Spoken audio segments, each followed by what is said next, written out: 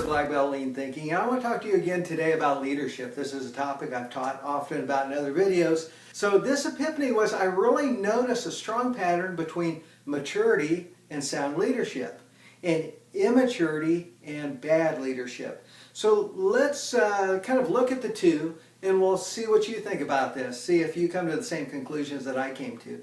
Let's look at immaturity. You know, when we talk about an infant is incapable of really understanding the needs of somebody else. They cry when they're wet, they cry when they're hungry. Again, their thoughts and feelings, emotions, everything are pretty much centered on themselves.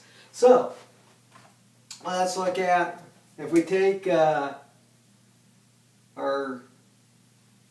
infant, they've got a small circle of maturity.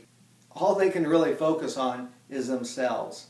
But as we grow, as we get a little bit older, say we get into that toddler phase, you know, the terrible twos, that circle expands a little wider to where our parents are trying to get us to focus on others.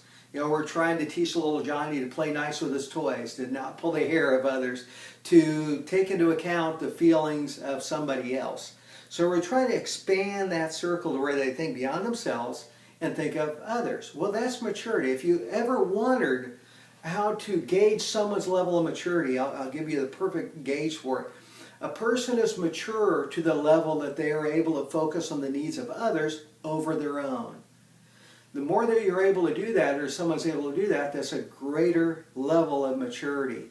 So what we're always looking for with maturity is to ever expand that circle to where they get to where, you know, we focus on more and more people.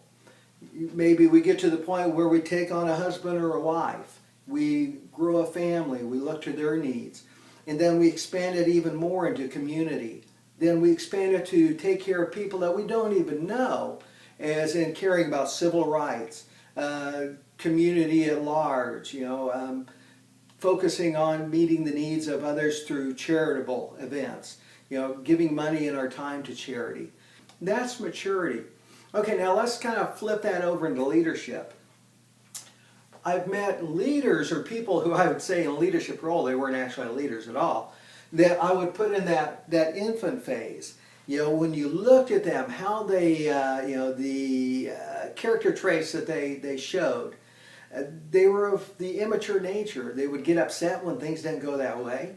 They felt incredibly entitled, like the world kind of revolved around them. So you see how that immaturity and an immature leader really do go hand in hand? You take someone who is a strong leader, they've really got that big outer circle. They've learned to care about those they are responsible for.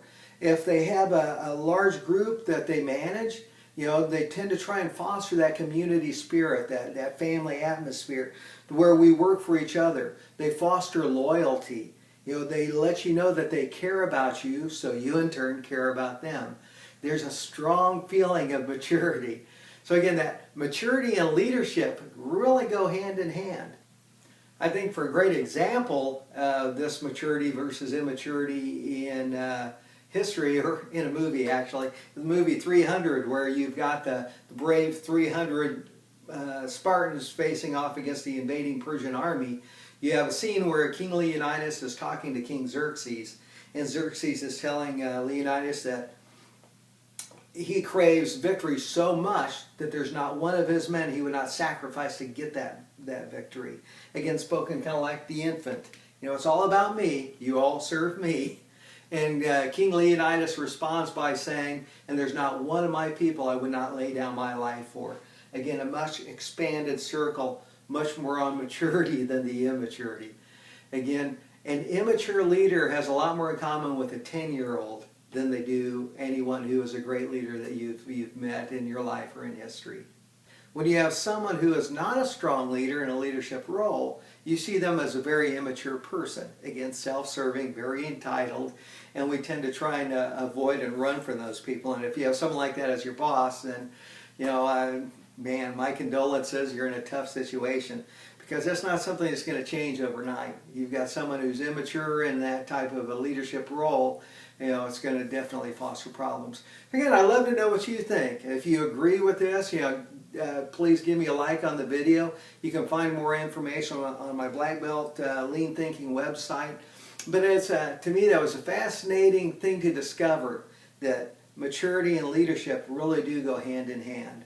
So again, if you have thoughts, leave me comments. You can leave them on my webpage, but I'd love to hear from you. Thank you, and thanks for watching.